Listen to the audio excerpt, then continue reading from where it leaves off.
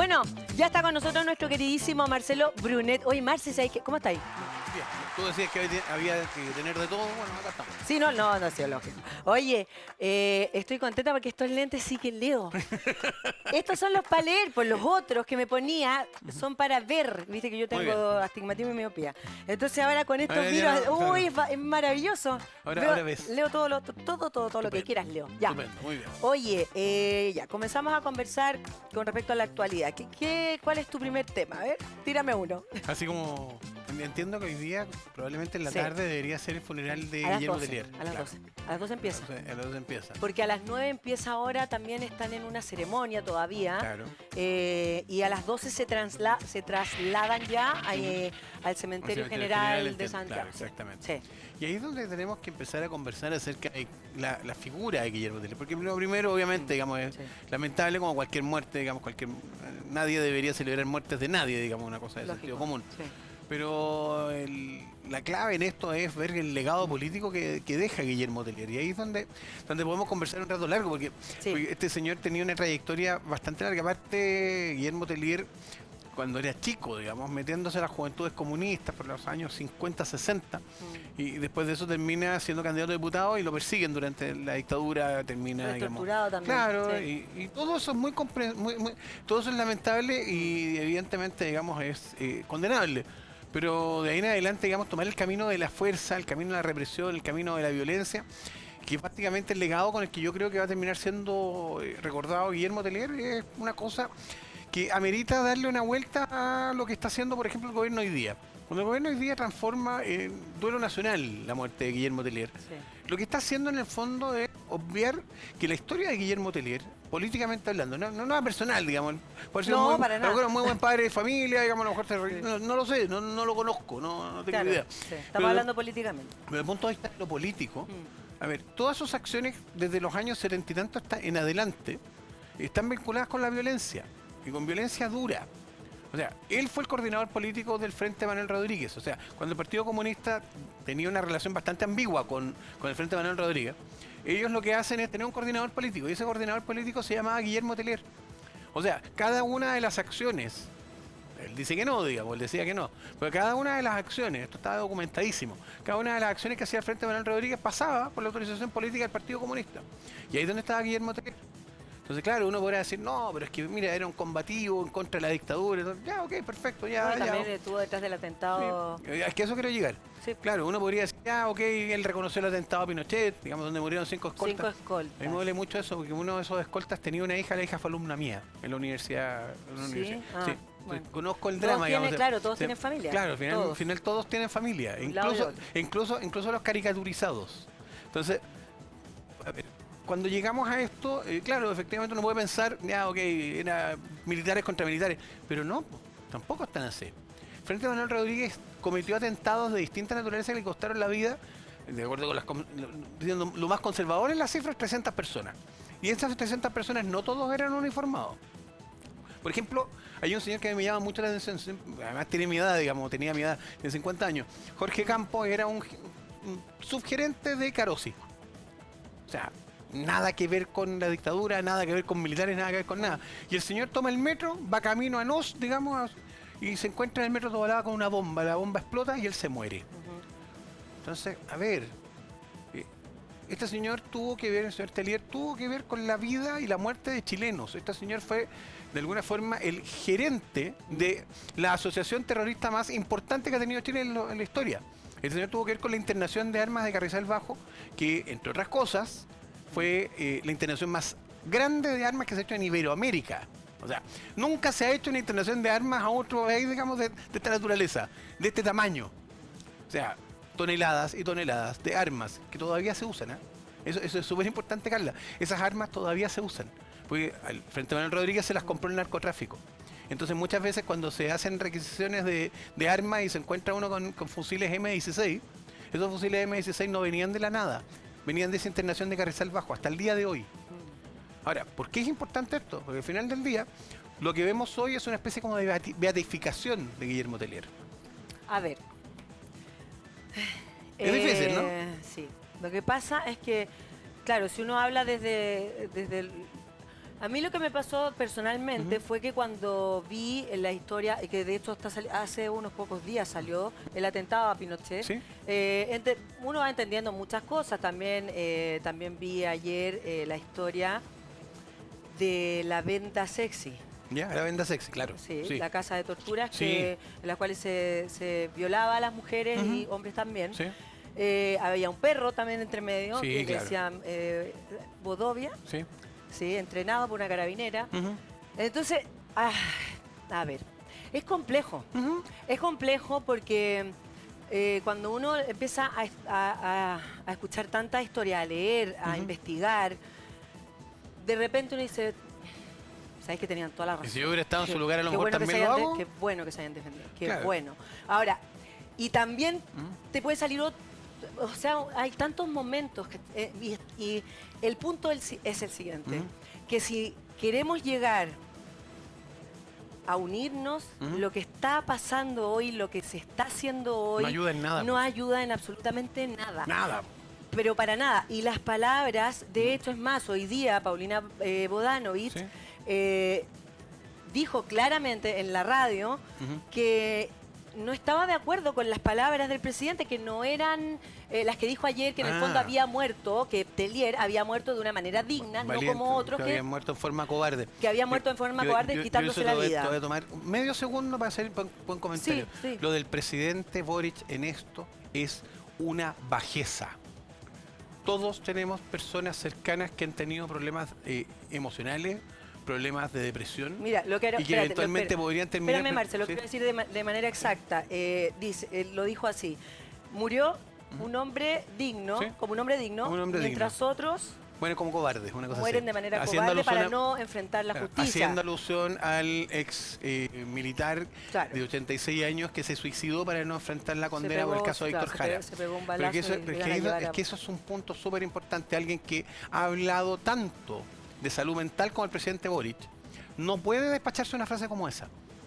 Todos quienes tenemos algún pariente cercano, o alguna persona cercana, algún conocido, algún amigo que se ha suicidado, que ha partido o que tiene ideación suicida o lo que sea, sabemos que eso no es cobardía. Entonces lo que dice el presidente Boric es una imbecilidad. Y a mí de verdad me enrabia, porque creo que el presidente de la República no puede prestarse para esto. Yo entiendo que él puede tener sentimientos respecto de lo que ocurre en dictadura, y entiendo de que efectivamente él tiene una visión de la vida, pero una cosa es eso y otra cosa es mezclar las cosas de una manera tan absurda, tan ridícula y tan, diría, miserable, como para que con la sensación de esta cuestión casi caricaturizada de que el suicidio es una actividad de cobardes. ¿De qué se cree, presidente? No, de verdad, no, es inaceptable. Sí, bueno, claro, viniendo de un presidente, No, yo creo que que sí, viniendo porque de nadie, Carla. es inaceptable viniendo del presidente, porque cualquier otra persona podría, no sé, podría decirlo sin provocar Claro, esta claro. animosidad que es muy, muy, muy negativa y sigue generando divisiones. Bueno, ayer también empezó el plan de búsqueda. Sí, claro. Se hizo una ceremonia, Sí. ¿cierto? Y No llegaron el ministro, todos. no llegaron todos, el presidente dijo que los había invitado a todos y el ministro de Justicia se emociona con las palabras que da. Y la verdad es que cuando uno ve la ceremonia, igual sí, lógicamente, uno puede sentir esa emoción que se traspasa Sí, claro. en la situación. Ahora, claro, sí, el decir que él los invitó a todos y al parecer sale Chaguán y también Macaya a decir que ellos no fueron invitados. Claro, que no recibieron el correo electrónico donde se supone que lo habían recibido. Claro, eso es, a ver, eso es real, si lo hubiesen recibido, van. ¿Qué significa que hayan dicho eso finalmente? Te lo pregunto, Marco, porque yo igual creo- son de... Sí, a ver, son señales. Al final del día era difícil que alguien fuera a una ceremonia.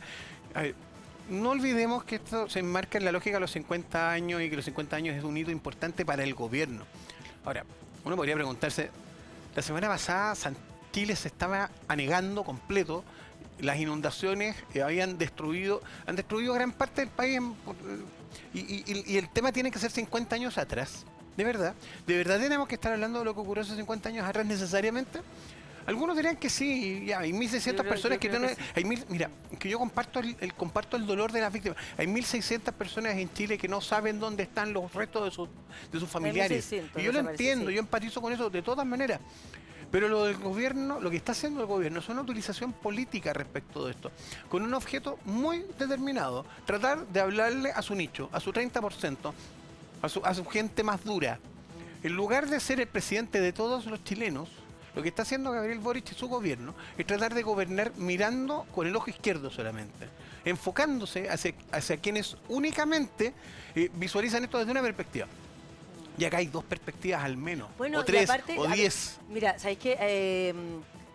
También he escuchado gente del Partido Comunista a través de la historia ¿Sí? que era muy parte del Partido Comunista, pero cuando empezaron a entender que el Partido Comunista avalaba, por ejemplo, dictaduras, Sí, ¿cierto? claro. Como la de Fidel Castro, Claro. lo que pasa en Venezuela. De hecho, Maduro mandó mucho felicitaciones también, Sí. etcétera. Mucha gente del Partido Comunista se empezó a alejar y a sentir que no podía ser en Sí, el fondo, claro. que también estuvieran de la mano ambas cosas, porque una cosa es combatir lo que vivió nuestro país, ¿cierto? Sí. De alguna manera, pero otra cosa es seguir avalando las dictaduras, la opresión, la violencia, o sea, esos son falta de los derechos humanos permanentes que todavía existen ¿Sabes lo que me en pasa? las dictaduras. Sí, me pasa con eso, que no, y por eso partía haciendo toda la referencia, digamos, a Telier y su vinculación con el Frente Manuel Rodríguez. Ellos han negado la existencia de la condición de terrorista del Frente Manuel Rodríguez. Piensa tú en Argentina, la AMIA, digamos, que fue digamos, el atentado que se hizo digamos, contra la comunidad judía, terminó siendo sancionado como violación a los derechos humanos. Yo creo que gran parte de las acciones del Frente Manuel Rodríguez debieron haber sido en Chile condenadas bajo ese parámetro, porque son delitos de lesa humanidad al final del día. Es un tema súper discutido en doctrina, digamos, hay algunos que dicen de que solamente el Estado puede violar derechos humanos. El fallo de la AMIA, digamos, por la Corte Interamericana de Derechos Humanos y otros fallos más, demuestran que no es tan así. Que efectivamente los particulares pueden cometer violaciones a los derechos humanos. El Frente Manuel Rodríguez lo hizo. Y quien estaba detrás de todo eso era Guillermo Telier. Y mira, claro, uno podría decir, ¿sabéis qué más? Ya pasó hace tanto tiempo, se reivindicó, Nelson Mandela también tomó las armas, el de Uruguay, digamos, ¿cómo se llama el expresidente de Uruguay, el viejito? Ay, lo amo, sí. Que todo el mundo lo sí, quiere, digamos. Sí, los amo. Pero eso, Mujica, Pepe Mujica, digamos, Mujica, Pepe Mujica también fue Tupamaro en su momento. Ah, ok, perfecto. Uno podría decir, ok, es parte del pasado.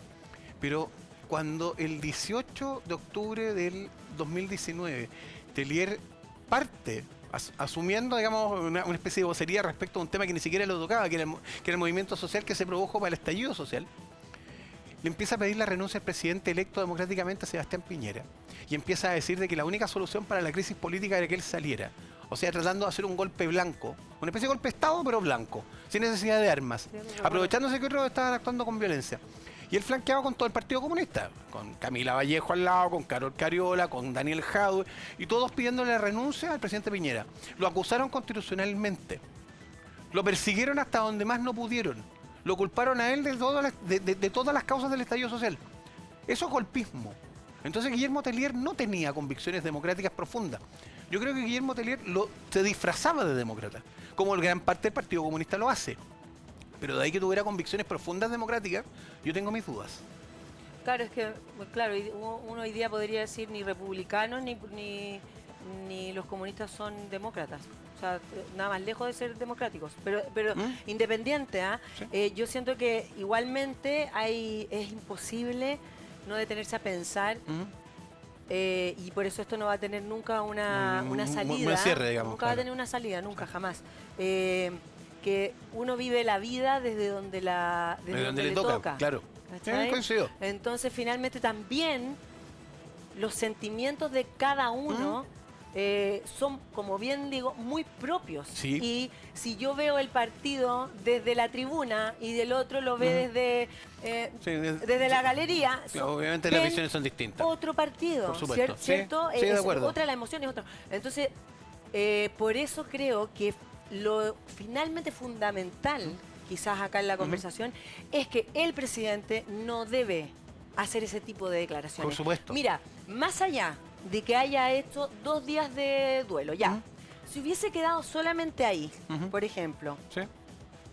igual hubiesen salido evidentemente todos estos comentarios, pero Sí. no al punto de lo que él dijo. Claro. Porque sus dichos son muy Hirientes. Sí. y también uno no puede jugar, independiente de quien sea, con la muerte. Por supuesto. Con la muerte de una persona. O sea, De nadie. De nadie. Estoy de acuerdo. Entonces, eso es. Pero- Y yo también vi, por ejemplo, un programa que no lo voy a comentar, Sí. pero decía la animadora, Ujú. lo dan por YouTube, no es Ya. por televisión abierta, dice que Tellier era un asesino, pero y con una, y te juro que yo creo que fue una hora de hablar una cantidad de Sí, sí, sí, sí, sí, pobreza, sí. de que tú decís, eso no puede ser, o No, sea, tampoco esas puede son ser. las cosas Claro, eso divide más. que Estoy de no pueden acuerdo. que tú decís, ¿cómo puede existir gente que habla de esa manera? Ujú.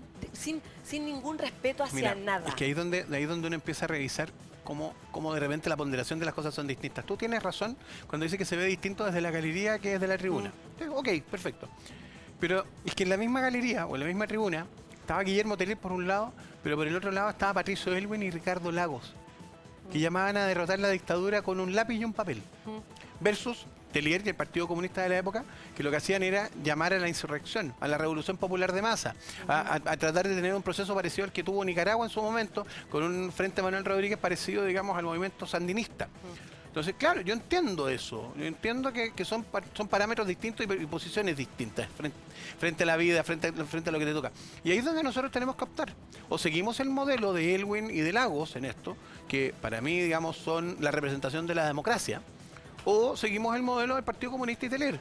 Yo entiendo que existe una crítica un poco más desaforada de otros. O sea, no lo comparto para nada. Yo creo de que esta No, yo cuestión de tampoco. eso de deshumanizar tampoco nos Y ayuda. aparte, y ¿sabéis qué? También cuando uno está del lado de comunicar, o sea, tú tienes una cámara como nosotros, Sí, claro. que Uno tiene una yo- cierta obligación, hay, digamos, claro. hay cosas que, claro, yo siento que uno puede pensar muchas, millones de cosas, pero tú tenés que tener un límite. Claro. O sea, tú tenés que pensar que hay gente que está viendo y que de alguna manera tú puedes decir lo que piensas, Sí. pero siempre en el respeto. Exacto. Tú tienes que tener Y líneas. de ahí donde tenemos que hacer la primera prevención, que es lo que hacíamos al comienzo. Una cosa es la vida de Guillermo Tellier, persona, padre, probablemente abuelo, marido, etcétera. Ok, perfecto, eso es una cosa. Lamentamos mucho su muerte. Una cosa distinta es la ponderación política que uno hace de él. Y la ponderación política, a mi modo de entender, es la de una persona carente de principios democráticos, creo que no los tenía, utilitarista respecto de la política, porque finalmente utilizaba la política como y partidario y en varias oportunidades lo reconoció de la legitimación del uso de las armas en política. Sí. Yo creo es que frente a eso, Carla, yo creo que ahí tenemos que tener un punto, ahí hay una línea divisoria que hace que uno esté o a un lado o el otro. Hay quienes no valoramos la violencia bajo ningún respecto y la condenamos de donde venga.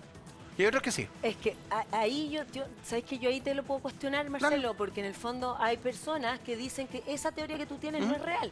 Porque los de la derecha también Sí. mataron, se podría decir. ¿se Avalaron entiende? sí, por supuesto. ¿Pero por qué? Porque estaban bajo guerra, Sí. ¿cierto? O sea, de alguna manera los generales o la gente que Pinochet mandó... mataron y hoy día dicen, no, es que me mandaron. Es que me y mandaron. estaban en una situación. La obediencia en un de vida que contexto. le llaman, claro. Y eso es lo que finalmente no debe volver a pasar. Y eso es lo que por eso se dice nunca más. Sí. Porque esa situación, lo que se vivió durante la UP, lo que se vivió y desde el 73 en adelante, desde el golpe de Estado, no se puede volver a repetir. Está bien, eso pero es. el nunca más parte de un siguiente. Pero de lo que acuerdo, te quiero digamos, decir, sí. que por eso hay gente que te dice, no, estás muy equivocado, Sí. porque tu lado Sí. y el otro lado son iguales. Se jugaron al mismo, llegaron a un punto de ebullición en el que era casi inevitable que hubiera, digamos, algún acto de violencia. ¿De acuerdo? Y de ambos lados, por supuesto, tanto desde la derecha como desde la izquierda. O sea, nadie se puede olvidar que Patria y Libertad estaba armada.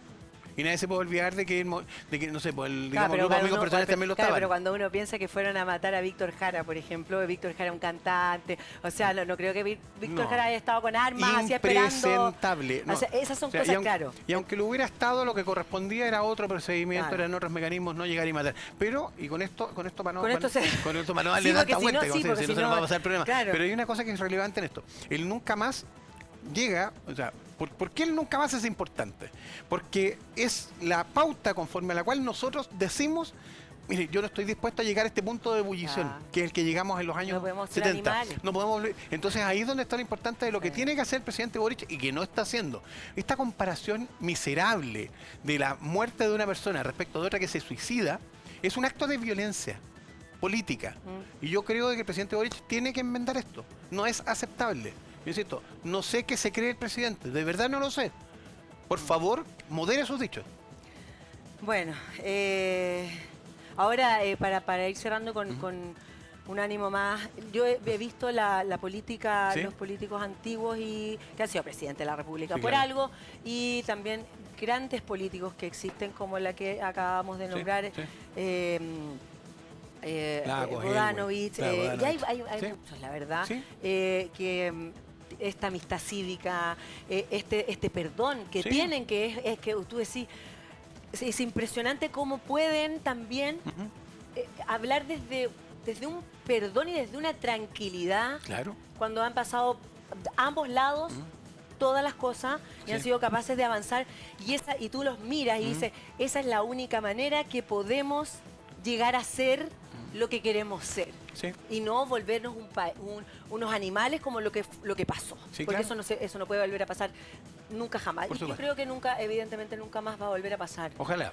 Ojalá. Ojalá. En el estallido No. social yo creo que pudimos, si hubiera seguido la cosa avanzándose más adelante, a lo mejor hubiéramos terminado en una cosa parecida. Oye, a todo esto, Ujú. vi hablando del estallido social, fue el fiscal nacional, estuvo en una entrevista ¿Ya? hace dos noches, creo, atrás ¿Ya? o tres, no recuerdo bien. Ujú. Y le preguntaron si tenían ya alguna idea de quién había quemado el metro. ¿Y la respuesta fue? La respuesta fue no, y sabes que se puso súper nervioso. Como que hay cosas que a él, bueno, él dice que hay muchas cosas que él no puede hablar porque tienen Claro. que ver con la investigación, Sí. etcétera. Pero lo logran incomodar cuando le hacen preguntas que lo pueden pillar en ciertas cosas porque él podría decir, Ujú.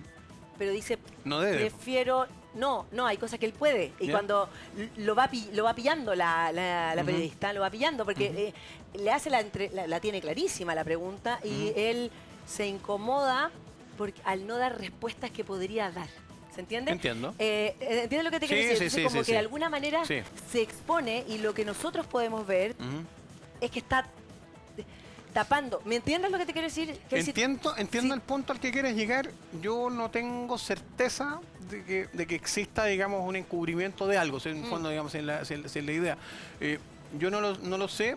Yo creo que a 4 años del estallido social, que se van a cumplir ahora, digamos, en octubre, a 4 años del estallido social, ya más o menos deberíamos saber quiénes son quiénes. Han habido algunas condenas, digamos, por algunos temas, Sí. pero ya a estas alturas deberíamos saber quién quemó 40 estaciones de metro en forma simultánea. No sabemos, todavía no tenemos una certeza respecto a eso. Y bueno, es el Ministerio Público el llamado a hacer la investigación y a establecer las Sí, responsabilidades. Sí, de eso. igualmente él dijo que en el fondo no, quizás nunca lo iban a hacer. Porque hay cosas que exceden al ser humano. Mm, ¿Cachai? Eso fue tal cual lo que dijo. qué impresionante. Mm, sí. Bueno, vamos a hablar de lo que pasó ayer, que también es un tema. Otro tema, sí, po. A puertas de la votación de usurpaciones, en el Senado, Elizalde insiste en que se estudie un veto. Sí. Quiero que lo expliques tú porque esto es Sí, bien, está materia bien legal. técnico, digamos, Sí, claro. sí. A ver. El veto es la expresión de oposición. Es cuando el presidente de la República dice me opongo a algo. Esto no es un invento nuevo, esto venía de la Constitución anterior y la Constitución actual se ha ejercido harto. La Constitución del 80 está, desde el año 89 hasta la fecha han habido cerca de, si la memoria no me falla, 80 vetos distintos. El que más vetaba era, curiosamente, el presidente Frei. El presidente Frei y el presidente Lagos son los que más vetaron. En los dos gobiernos del presidente Piñera hubo 16 vetos. El gobierno de Bachelet 17, los dos gobiernos de Bachelet. Es una instancia, es algo que está establecido en la Constitución y que por lo tanto se puede hacer. Es una Ahora, facultad, la ¿qué es lo que facultad. significa vetar? ¿Significa que se acaba el tema y que pescan esta cuestión y la tiran a la basura? No. Hay 3 tipos de vetos distintos y vamos a tener que ver cuál es el que quiere hacer el gobierno ahora. Está el veto aditivo, que significa meterle más cosas a un proyecto. Sí. Está el veto supresivo, que significa quitarle, que parece que para allá va. Y está el veto suspensivo, que tiene, digamos, otras características, digamos, de tratar de, por así decirlo, digamos, poner en suspenso ciertos temas. Entonces, cuando Elizalde dice de que ellos no van a promulgar esto, es porque probablemente lo que quieren hacer es seguir la tramitación, llevando esto nuevamente al Congreso a que se discuta con las adiciones, con las supresiones o con las modificaciones que ellos propongan. Y luego de eso, llegar al punto de que se discuta nuevamente en los términos que el gobierno quiere esto. Ahora, ¿cómo llegamos a esto? De la siguiente manera. El proyecto de ley que se está discutiendo tiene que ver precisamente con la facultad que puedan tener determinadas personas frente a... claro, una toma, no sé, pues, estoy pensando en Cañete, ponte tú. Sí, porque, claro, también se sitúa ahí, Carolina Toá es muy clara también en decir, en el fondo, finalmente esto tiene que ver con las cosas que están pasando en el sur de nuestro país, las quemas, las tomas, etcétera. Yo pienso, mira, me imagino que a lo mejor tú no has ido a Cañete últimamente, yo fui el año pasado, uno pasa por el camino y de verdad es una cosa impresionante ver cómo tú tienes letreros mapuches digamos, anunciando tomas de los fondos de la calle, al lado de la carretera, o sea, no es al interior, o sea, al lado de la carretera misma. Ahora yo te hago la pregunta como ciudadano normal y tú me la respondes como abogado técnico. Haré lo posible. Ya. Yo pienso... ¿Ya? Si a la gente le toman la casa, se meten, por la fuerza o no, pero es tu terreno y te lo quitan, ¿por qué eso es defendible? ¿Por qué es defendible que una persona te quite algo propio, lo use de manera violenta o de manera no violenta? Es violento igual, te están quitando lo tuyo. Ahora, lo que entiendo como ciudadano, otra cosa es que, claro, pero si tú dices, bueno, que es así, la legítima defensa privilegiada, estás de alguna manera entregando armas. Por ejemplo, le puedes pasar a una persona que le quitaron su terreno y que tienen su casa tomada, que llegue el dueño, no todo un equipo de gente, no, el dueño con armas y los saque. ¿Cierto? Sí, claro. Ya, y eso se puede convertir en algo peligroso. Yo entiendo más o menos ese contexto y es ahí el debate. Está correcto. Está muy bien explicado. Está muy bien explicada la pregunta, ahora la respuesta es más compleja. Sí. ¿En qué consiste la respuesta? Que lo que pretende precisamente el proyecto es establecer dos condiciones que hoy día no existen y que permitirían eventualmente resolver el problema sin tener que darle tanta vuelta a tribunales. ¿Por qué? Porque lo que autoriza la ley es que uno, cuando se encuentra en situación de flagrancia, podría recurrir a Carabineros y que Carabineros haga el desalojo de inmediato. Ahora, ¿qué es lo que es la flagrancia o lo que la gente conoce como delito infragante, digamos, que está ocurriendo en ese instante? Ahora, o sea, si te roban la billetera, ponte tú, no sé, es lo que se demoren en pillar a la persona, etcétera. Digamos. Eso es algo que está ocurriendo ahora, en este instante o próximo en el tiempo, como dice el Código Procesal Penal. Distinta es la situación de lo que pasa con las tomas, porque si te toman el terreno, ahí se acabó la flagrancia, pues no tiene, esto ya no es algo que esté ocurriendo, digamos, inmediatamente, sino que es algo que sigue continuamente. Claro, entonces, desde esa perspectiva ya requieres una autorización judicial. La segunda cosa que le metan, además de esto, es la legítima defensa extendida, por así decirlo. Que en el fondo supone, a ver, si alguien acá, digamos, saca una pistola, yo tengo el derecho a sacar proporcionalmente una pistola y defenderme. No una pistola. Eso, no tengo el derecho a sacar una pistola y defenderme. Eso es proporcionalidad y eso es legítima defensa propia. Puedo hacerlo respecto a terceros, o sea, si alguien te va a amenazar a ti, yo podría también en los mismos términos defenderte, o también podría hacerlo respecto de la condición de estar yo en mi casa, digamos. Si alguien viene a asaltarme a mi casa, yo también tengo derecho a efectuar legítima defensa. Eso fue modificado, de hecho, en los años 90 y fue extendido un poco más, porque de hecho era bastante más restrictivo. Lo que proponen ahora en este proyecto es que uno pueda eventualmente frente a una toma defenderse como si, primero, estuviera en flagrancia y segundo, como si efectivamente, digamos, se tratara de una situación que me afecta en mi vida personalmente directamente. Entonces, desde esa perspectiva, lo que el gobierno dice, no, es que esto es autotutela. Aquí lo que usted tiene que hacer es recurrir a los órganos del Estado, o sea, a tribunales y que los tribunales ordenen a Carabineros. Pero ¿qué es lo que pasa cuando eso no ocurre al final? Cuando un tribunal dice, ¿sabe qué más? No, mire, tratemos de buscar, como lo había hecho la Corte Suprema, tratemos de buscar soluciones en las que las personas que tienen tomado el terreno, mire, en una de esas busquemos una solución. Hay fallos de la Corte Suprema en ese mismo sentido. Entonces, desde esa perspectiva, es sumamente legítima la impotencia de lo que tú estabas diciendo al comienzo. Se tomaron mi terreno, ¿qué hago yo con esto? Qué desesperación. Se tomaron el fondo, se tomaron ¿qué hago yo con mi vida? ¿Qué hago yo con las cosas que genero? Bueno, ahí está la discusión precisamente. Si es que es legítimo lo que está haciendo el gobierno respecto de ponerle un parelé a esto, o si no lo es. Yo creo que al final esto va a terminar en que van a presentar un veto, que existe la alternativa también del Congreso de oponerse al veto. Pero eso requiere un quórum muy alto, 2/3 partes de la Cámara de Diputados y del Senado. Que es más o menos lo mismo que una reforma constitucional compleja. Ahora, ¿puede llegarse a ese quórum? Yo creo que el gobierno se está disparando en los pies de tal manera con esto, porque comunicacionalmente lo está manejando tan mal, que es bien probable que en una de esas lleguemos por primera vez en la historia, a que un Congreso le dice al presidente de la República, ¿sabe qué más? Su veto no.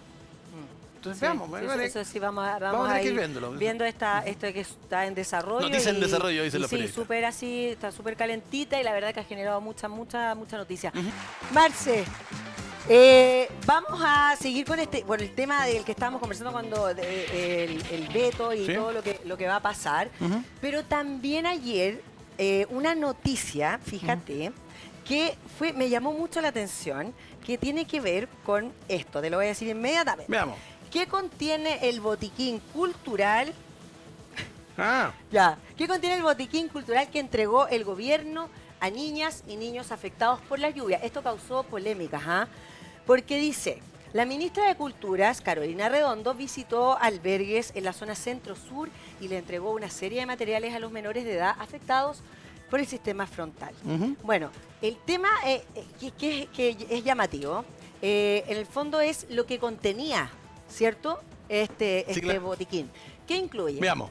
El ministerio le entregó a los menores de edad una serie de objetos en el botiquín cultural, que estaba compuesto por una mochila personal, una bitácora, un pañuelo para actividades, un prisma, un estuche con útiles, un set de muñequitos quitapesares, ¿Ya? timbres, un juego mapuche, un dado y una linterna. Pero eso es lo mismo que tú le pondrías a tu hijo en una mochila, o yo también. Sí. Mentira, jamás, pues, no haría eso. Nunca. Bueno, el punto es que queda, en el fondo, cada uno puede sacar sus conclusiones o tener su opinión con respecto a este regalo, esta especie de botiquín, porque algunos se preguntan, ¿por qué no llevarles a los niños, no sé, cosas para dibujar, Claro. ¿me entiendes? o cosas necesarias en este momento para ellos? Entonces, ahí fue este cuestionamiento que, ¿por qué? No veo música, ponte tú dentro de esto. Que podría haber sido una... Y quita, no sé, que tiene que ver con los mapuches. Sí, claro, entonces, muñequitos quitapesares, de verdad no los conozco. Muñequitos quitapesares, claro. Demuestro acá mi incultura, no, yo tampoco señora lo conozco, ministra. no sé realmente lo que Pero son. ¿para qué? A ver, ¿pero para qué? No era necesario. O sea, si vas a enviar algo que de verdad no tiene una utilidad urgente, mejor gastemos la plata del Estado en otras cosas. Sí. A ver, si es gente que lo perdió todo, efectivamente gente que lo está pasando muy mal, probablemente las necesidades no son esas. Exactamente. Salvo que tú tengas una agenda política demasiado definida y una determinación, digamos, ideológica tan grande que te termine, digamos, forzando eso. Bueno. Y yo, claramente, digamos, no es lo que uno esperaría. Ahí en la pantalla nos están mostrando imágenes de... Ahí esos, son los está. esos son los famosos quitapesares. Igual son Sí. tiernos. Sí, son tiernos, pero... No, si es que el tema es que tiene que ver hoy día como que están tan cuestionado, tan cuestionado el tema de las platas, po, para dónde van, Claro, pues los qué se recursos, hace con claro. los recursos, que sean bien ocupados. Bueno, pero es algo que les tenía que comentar, cada uno saca sus Muy bien, propias tengamos conclusiones. nuestros propios quitapesares para... Sí, y es algo también más liviano para terminar después de tanto acontecer y lo que estamos viviendo este tiempo, ¿cierto? Bueno.